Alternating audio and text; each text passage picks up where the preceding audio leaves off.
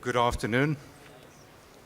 I see we have a very good turnout here, and it's quite exciting for me personally as well, because I celebrate my 40th year in the ICT industry this year, and I've seen a lot of paradigm shifts in the industry over the years.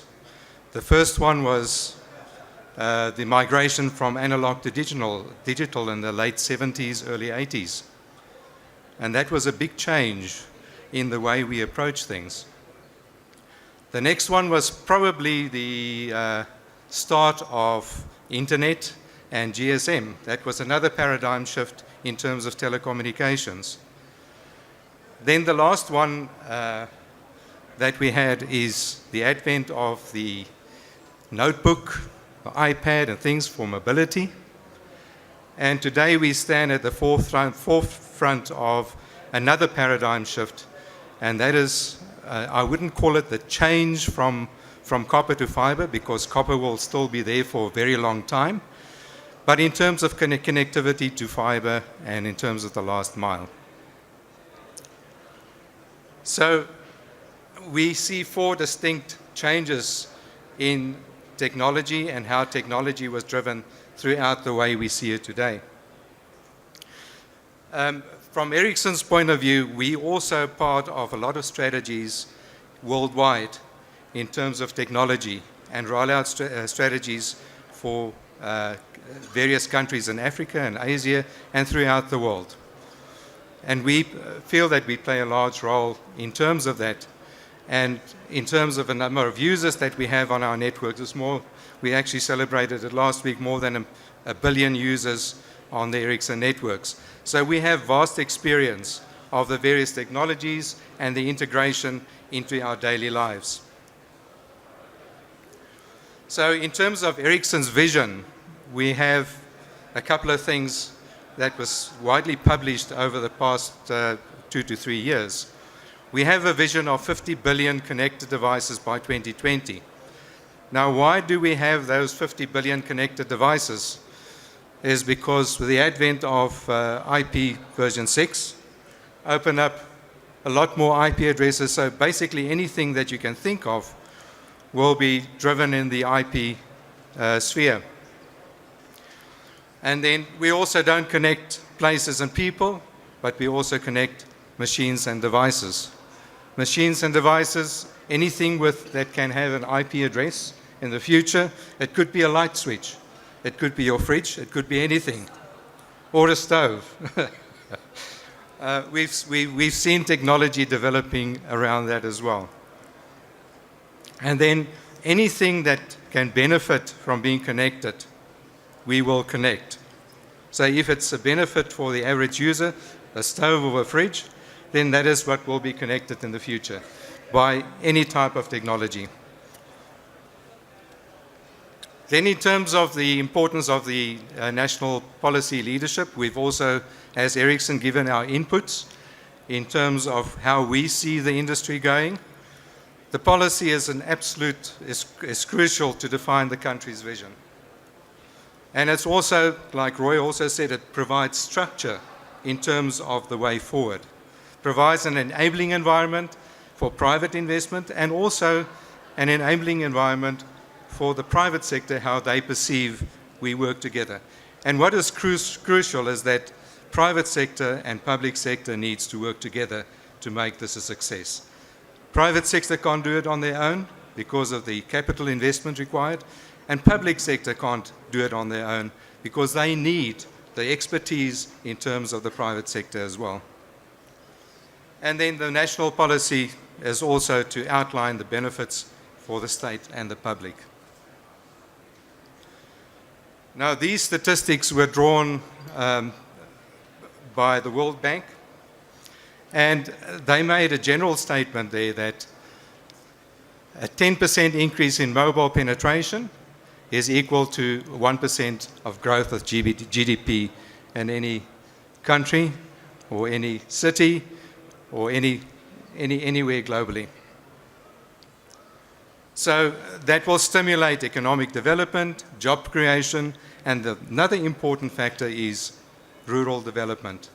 Because we still feel that there's not enough emphasis on rural development, and it's due to business cases, specific business cases. There are private companies that it won't make any business case for them to go into the rural areas because the return on investment will be too long, and they report to the shareholders, the boards report to shareholders, and the shareholders will say, why do we have to wait 20 years for a return on investment? And that is where we feel where Telkom, with their infrastructure, can play a major role. Now, achieving 100% coverage, that's also from Ericsson's point of view. There may be differences because there's still a lot of copper under the ground. But everything eventually, whether it's within 5 years, 10 years, maybe 15 years, will be connected by fiber to enable connectivity further on in the line. Whether it be gated communities, to the towers, it happens today already, to buildings, to businesses, to factories, to the GSM infrastructure, and even from satellite to feed into a central point. So we need to try for 100% coverage through various technologies eventually. Now, there's been a lot of talk about duplication of infrastructure, and why isn't there a central body that will manage the fiber infrastructure, as an example. Now, you can go anywhere, whether it's in Johannesburg, in Cape Town, or Durban. On the same pavement, you'll find 5 operators, plus Telkom, plus other operators, fiber operators, on the same pavement. There is no more space. And if you look at all the investment that went into putting that infrastructure in, if you make your sums, that actually did not bring the cost of broadband down. That increased the cost of broadband to the end user. So, but my point of view, it's too late to change that now. It's already there. Unless there's an interchange of infrastructure and somebody buying infrastructure from third parties.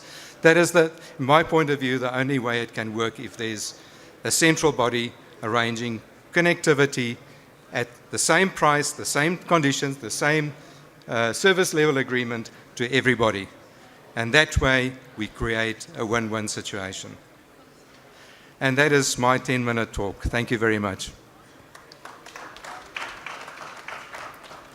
Thank you, Carl. I really appreciate it. Does anybody have a question for Carl with regards to their own broadband strategy or duplication of infrastructure?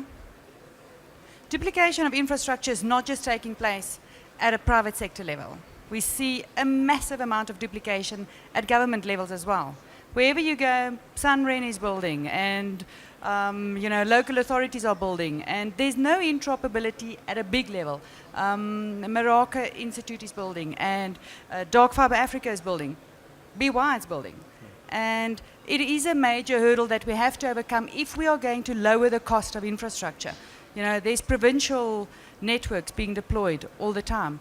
And I think that that's a serious discussion that we have to have with government, is to do an audit to see where all this infrastructure is and how it can effectively be utilized for all involved.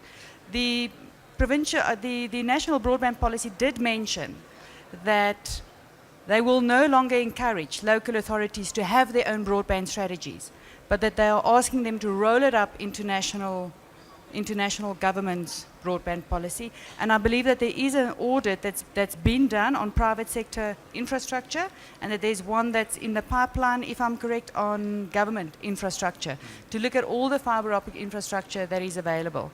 And it's something that we as an industry organization clearly is very much in favor of, to understand where all of this is and what we've achieved. Walter, you've got a question over there? I think that's a little bit flawed, and we should clarify it very quickly, because at the end of the day, all mobile broadband will depend on a lot of fixed line infrastructure. But, absolutely. But that gives the impression that one is competing against the other. It's not so. And it can confuse a lot of leaders as well to think, hang on, we don't need mobile broadband because it contributes less to the economy. That's not true at all. I can just maybe justify something there, is that mobile broadband is very much dependent on the fiber infrastructure.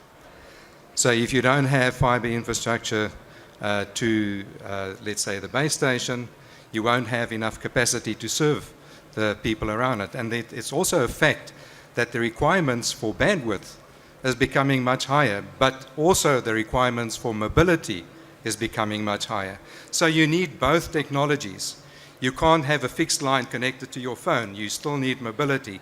But the way you can increase the bandwidth on the mobile side is to connect all your mobile base stations with fiber to provide the capacity to serve the people in the immediate area. But where I see fiber playing a fixed fiber playing a role is fiber to a building, and maybe inside the building you may have various technologies connecting the users within the building at a very high speed. When they go out of the building in their car, they need exactly the same type of connectivity and a capacity to serve their iPads and the applications that they ran on iPads. I think everybody here have smartphones, and we've seen how the applications have developed over the past couple of years and how it eats your bandwidth and what a cost it is to the average user. It's also a fact that the better service you get on your mobile or your fiber, the more you will use it. It's your user experience that counts. The better your user experience, the more you'll use. The poorer your experience, like some of my mobile apps that doesn't work that well because of the poor coverage of your GSM network, I just don't use it anymore. But if you have better coverage, you have better capacity, you will use it more, and it will be a very useful tool that you have.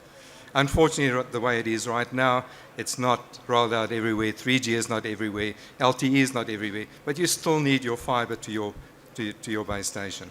So maybe it is a bit skewed in terms of usage, but look at the number of smartphones that you have right now and the growth of the smartphones over the past couple of years. That is going to put pressure on your fixed infrastructure. So they work hand in hand. But I think what we'll do is we'll take it offline and we'll discuss it in separately over lunch or something, and maybe we can agree to disagree.